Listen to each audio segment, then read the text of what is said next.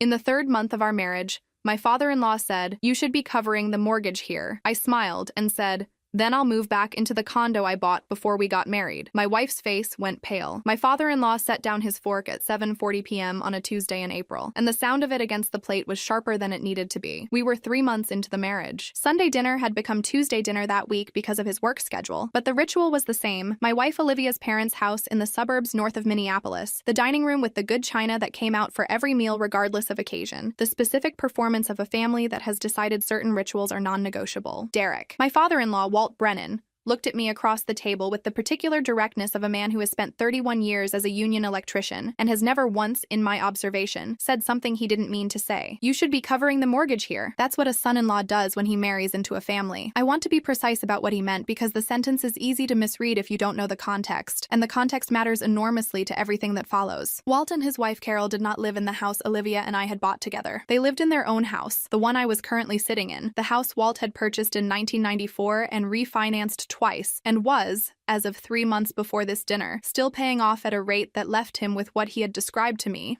more than once, as not much breathing room. What Walt was telling me at his own dinner table was that he believed I should be making the mortgage payments on his house. I set my fork down, I smiled, and I want to be honest that the smile was not warm, though it was genuine, in the specific way that genuine surprise sometimes produces something that looks like warmth before it resolves into something else. "Then I'll move back into my condo," I said, "the one I bought before Olivia and I got married." The table went quiet in the way tables go quiet when something has shifted that everyone present understands instantly, except apparently the person who caused it. Olivia's face went the color of the tablecloth. "My name is Derek Vance. I'm 33 years old. I work as a senior structural engineer at a firm in Minneapolis, the kind of job that pays well and steadily and does not generate headlines, which is precisely the kind of job that produces, over a decade, the specific financial stability that I had been building since I was 23 years old, alone, without family help, with the particular discipline of someone who had decided early that he was not going to be financially dependent on anyone, for any reason he could control. I want to give you the full picture, because the dinner table moment makes no sense without understanding exactly how Olivia's family operates and how I came to be sitting at that table in the first place. I met Olivia Brennan 4 years before we married, at a continuing education seminar for engineers and architects that she was attending as a junior architect at a firm downtown. She was sharp and funny and unpretentious in a way that I had not expected from someone who, I would learn over the following months,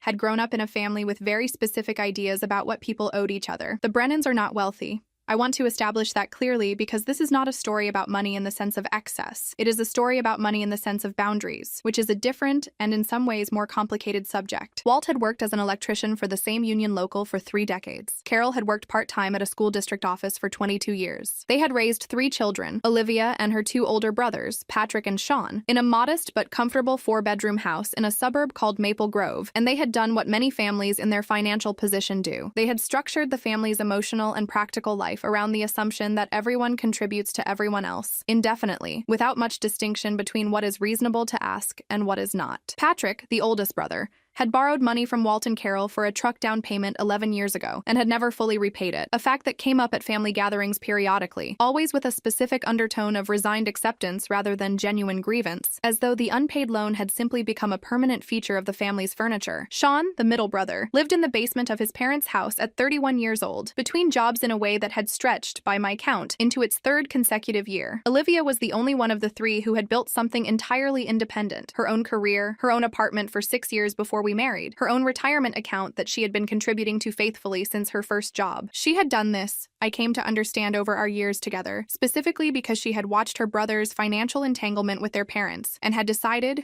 early and deliberately, that she did not want the same entanglement for herself. I had admired this about her enormously. I still do. What I had not fully understood until we married was that her independence had never been received by her parents as a virtue. It had been received as a kind of quiet rebuke, a daughter who didn't need them in the way her brothers needed them, which her parents, I came to believe, experienced not as relief, but as a specific kind of rejection. And when Olivia married me, a man with a stable, well-paying career and no debt, and a condo he'd purchased outright with savings 4 years before the wedding, her parents appeared to recalibrate. Not consciously, perhaps, but the recalibration was real. I was suddenly a resource, a new entry point into the family's financial ecosystem, one that hadn't been available to them through Olivia, because Olivia had never let them in. I did not understand the shape of this until about 6 weeks into the marriage. The first sign came at our wedding reception itself, which I did not register fully at the time, but which I have returned to many times since. Walt gave a toast. It was warm, in its way, and included a line that got a laugh from the room. "Derek, welcome to the family. We don't do things halfway around here, so I hope you're ready." I had taken it as a joke. A father-in-law's gentle needling, the kind every wedding toast contains in some form. I understand it differently now. The second sign came 5 weeks into the marriage, when Walt called me directly, not Olivia, me, to ask whether I'd looked into refinancing options for the house,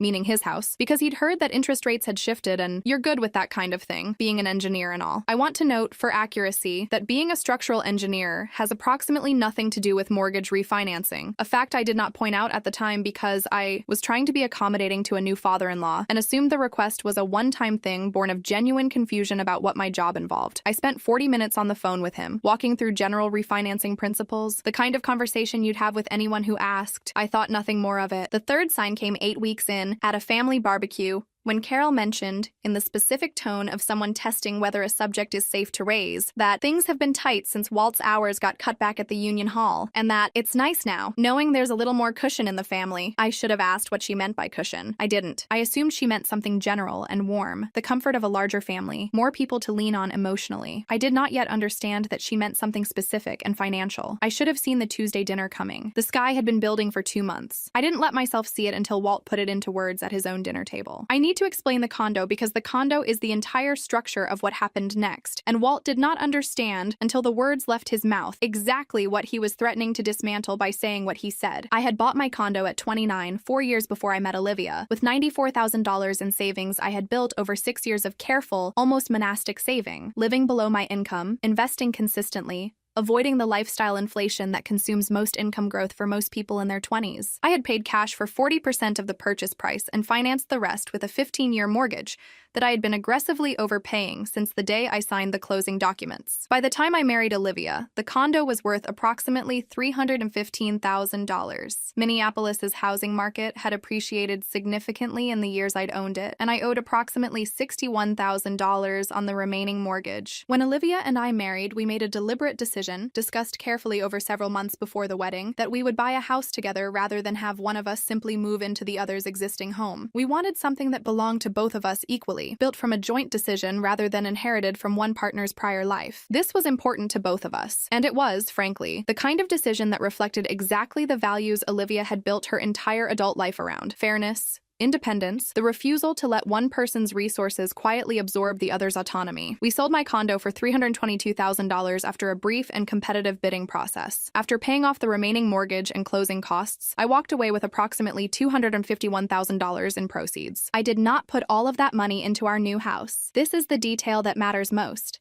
And it is the detail Walt did not know, because Olivia and I had never discussed our specific financial structure with her parents, for the same reason most financially independent adults don't discuss their specific financial structure with anyone outside their marriage. It was not their business, and we had not anticipated that it would become relevant. I had used $140,000 of the condo proceeds as part of our down payment on the new house, a contribution Olivia and I had agreed was fair, given that she had contributed a comparable amount from her own savings and the sale of her investment portfolio. The remaining $111,000 I had kept in a personal investment account, not hidden, not secret in any morally significant sense. Simply mine, in the specific way that money one person brings into a marriage and does not commingle remains, under Minnesota law, that person's separate property unless the couple takes deliberate action to commingle it, which we had discussed with our own attorney before the wedding, as part of a straightforward and unremarkable prenuptial conversation that neither of us found controversial because we both believed in maintaining individual financial footing alongside our shared life. I still owned the condo's deed, technically, or rather, I had retained, in the sale negotiation, an unusual but not unprecedented arrangement, a 6-month leaseback option with the buyers, a young couple who were not ready to move in immediately due to their own closing timeline on a property they were selling. They had agreed, as part of the sale terms, to let me retain access to one small storage unit in the building, and more relevantly, had granted me a contractual right of first refusal if they decided to sell again within 5 years. This is not the same as owning the condo. I want to be precise about that. because precision matters in what follows. I did not, in fact, still own a condo I could simply move back into. But Walt did not know any of this. What Walt knew, what Olivia had apparently mentioned to her mother in vague, general terms at some point, which had been passed to Walt in the specific, imprecise way that family information travels, was that I had owned a condo before the wedding and that I had money from selling it. Walt had constructed from that fragment an entire financial picture that did not exist. A husband sitting on a pile of liquid, idle cash who could easily absorb his in-laws' mortgage as a gesture of family loyalty. When he said at the dinner table that I should be covering the mortgage, he believed he was asking something reasonable of a man with abundant unused resources. What he did not understand was that the condo was sold, the leaseback was temporary and narrow, and the money was already deployed into our house, into our joint future, into the specific structure Olivia and I had built deliberately to avoid exactly this kind of situation. My response, then I'll move back into the condo, was, I will admit fully, not entirely truthful in its literal mechanics. I could not simply move back into a condo I no longer owned, but it was truthful in every way that mattered. It was a way of saying, I had complete financial independence before this marriage. I structured my life so that no one could make this kind of demand of me. And if you continue to treat me as a resource rather than as your daughter's husband, I am fully capable of reasserting that independence in ways you have not considered. Walt heard exactly what I meant, even though the literal mechanics were imprecise. That's why the table went silent. That's why Olivia's face went pale. I want to walk through what happened over the following weeks because the dinner table moment was not the end of anything. It was the beginning of the part of this story that actually required careful,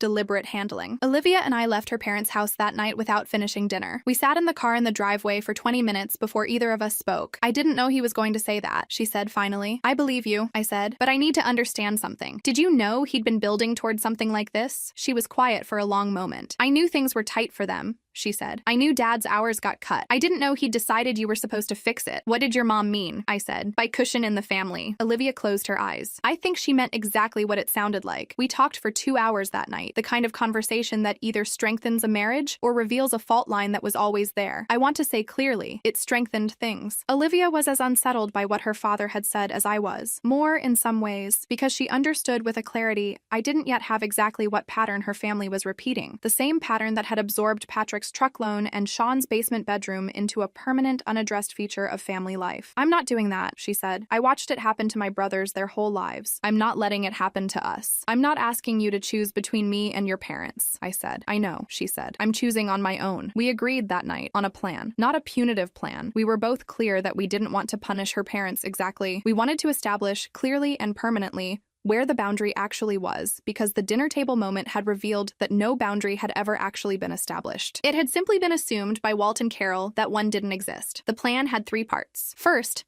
I would speak with my own financial advisor, a man named Curtis Adiemi, who had been managing my investment account since I was 26, to formally and explicitly separate the remaining condo proceeds, the $111,000, into a structure that made absolutely clear on paper that the funds were premarital separate property, fully protected and entirely outside any conversation about household or family contributions. We had discussed this loosely before the wedding. We had not formalized it. We formalized it now. Second, Olivia and I would have one direct conversation with her parents, not a confrontation, a clarification about what we were and were not willing to contribute to their household finances, stated plainly enough that no future ambiguity could survive it. Third, and this was the part Olivia insisted on, more firmly than I expected, we would address Patrick's truck loan and Sean's living situation directly, not because it was our financial responsibility to fix either situation, but because Olivia believed correctly that her parents' assumption about me was downstream of a much older pattern that had never been named out loud in the family, and that naming it was the only way to actually change anything. Curtis Adiemi's office formalized the separate property structure within 11 days. It was, in financial terms, a relatively simple process. A clean transfer into an account titled explicitly under the terms our prenuptial agreement had already established, with documentation that made the asset's status unambiguous to anyone who might ever ask, including, implicitly, Walt. The conversation with Walt and Carol happened 3 weeks after the Tuesday dinner, at our house this time, deliberately. Olivia wanted the conversation to happen on our ground, in the home we had built together, rather than in theirs. Walt arrived defensive, which I had expected. Carol arrived anxious, which I had also expected. Olivia spoke first, which had been our plan from the beginning. Dad, she said, I need to say something and I need you to actually hear it, not just wait for it to be over. Walt's jaw set, but he nodded. What you said at dinner wasn't okay,